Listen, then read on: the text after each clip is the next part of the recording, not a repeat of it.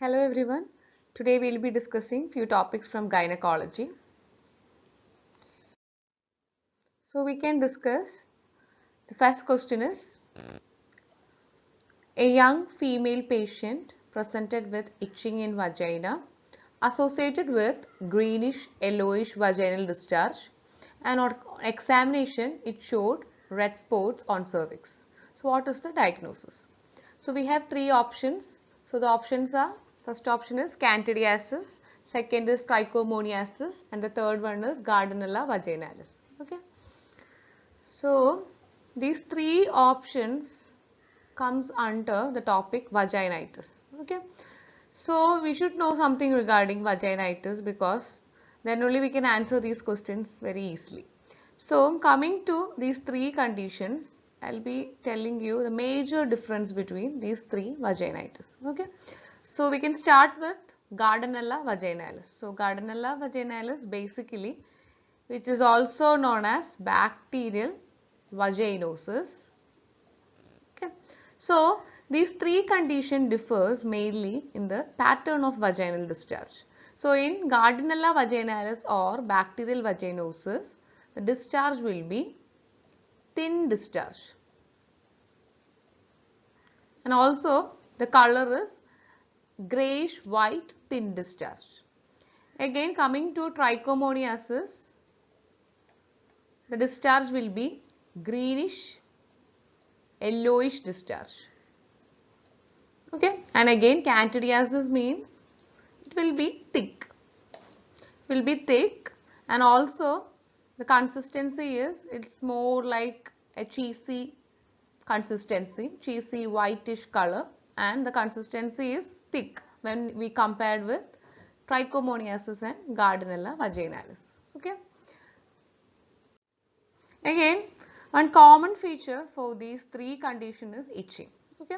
So itching is prominent in each conditions. We can't compare with like it's almost same itching. Okay, but there is one difference. Both trichomoniasis and Gardnerella vaginalis or bacterial vaginosis, these two conditions, the discharge has some foul smell.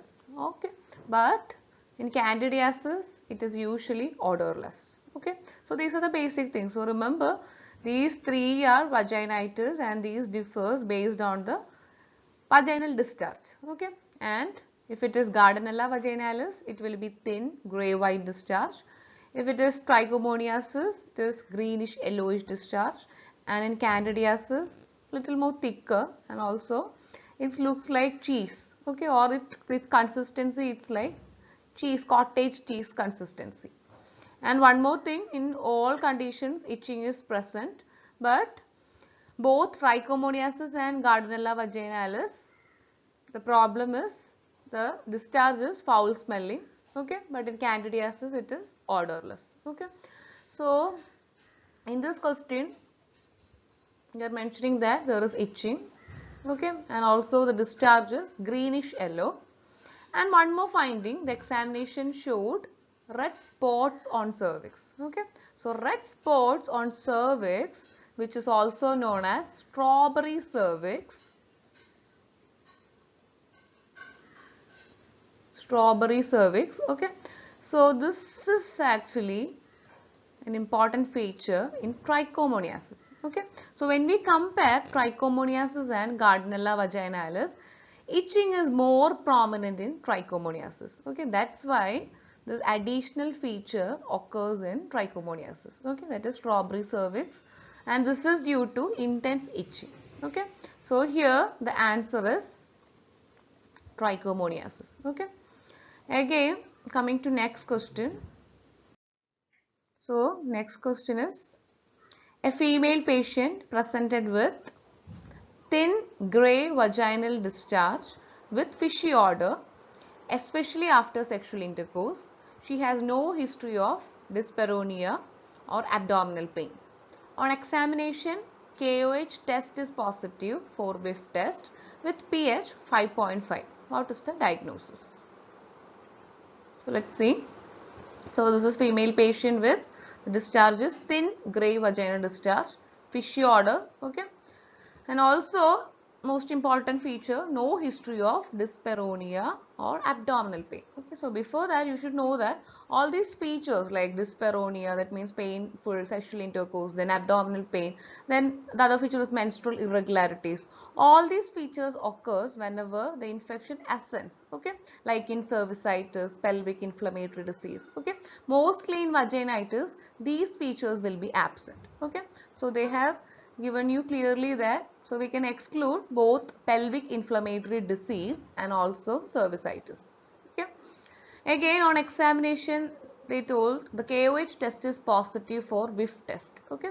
So you should know what is this whiff test. So what happens is, we will be actually putting this KOH, okay, to the discharge, to a sample of discharge. So if there is a fishy smell at that time, we say that it is whiff test positive, and this is peculiar to bacterial vaginosis, which is caused by Gardnerella vaginalis, okay. Again, look at the pH. The normal pH of vagina is around 4 to 4.5, okay. So that means here the pH is more, okay. So both in trichomoniasis and also in bacterial vaginosis, the pH will be increased, okay. So we can conclude, so we already said it is thin grey white discharge, okay. So mostly this can be bacterial vaginosis with fishy odor, okay.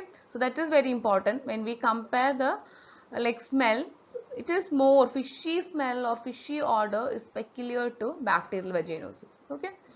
Again, no history that I already said, and a specific test is whiff test. So this whiff test is positive, and this is an important finding in bacterial vaginosis, okay.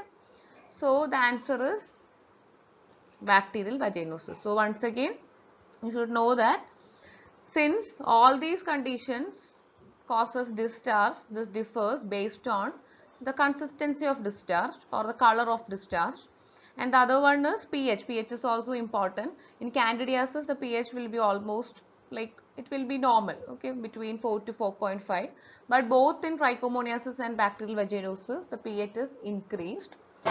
And also the other feature is odor, okay. So in both B and C, that is trichomoniasis and bacterial vaginosis, there is some smelly discharge. This discharge is smelly, but in candidiasis, it is odorless, okay. So that's also an important feature. And whiff test is specific to bacterial vaginosis, okay. So we can discuss next question. So next question is, a female patient presented with cheesy, whitish, odorless vaginal discharge. And also she gives history of using an antibiotic course recently. So what is the diagnosis? So the options are same. So as I already said, consistency of discharge is very important. So it is thick, cheesy, whitish discharge, and it is odorless, that I already said. And also she gives history of an antibiotic course recently, okay. So they are giving us some risk factor for this condition. So we know that the answer is candidiasis, okay, because in candidiasis these features are peculiar to candidiasis, okay. And usually the bacteria candidiasis or candidal vagino, like all these features are usually seen in people who use antibiotics for a long time. Also immunocompromised people, then diabetic patients, okay, all these risk factors usually is seen with candidiasis. Okay, so what happens is when we use antibiotics for a long period, it can actually destroy all those common organisms or the organisms that are usually found in vagina. Okay, and they'll change all these features and they can result in this infection. Okay, candidiasis. So here the answer is candidiasis. Okay. Again, coming to treatment for both trichomoniasis and Gardnerella vaginalis, we can give drugs like metronidazole. Again, for candidiasis, we usually give antifungals, like we can give clotrimazole, then ketoconazole, okay, any of the antifungals. That's the major difference. So hope you understood the major difference between these three vaginitis. So I'll be discussing more topics soon. So see you again. Bye.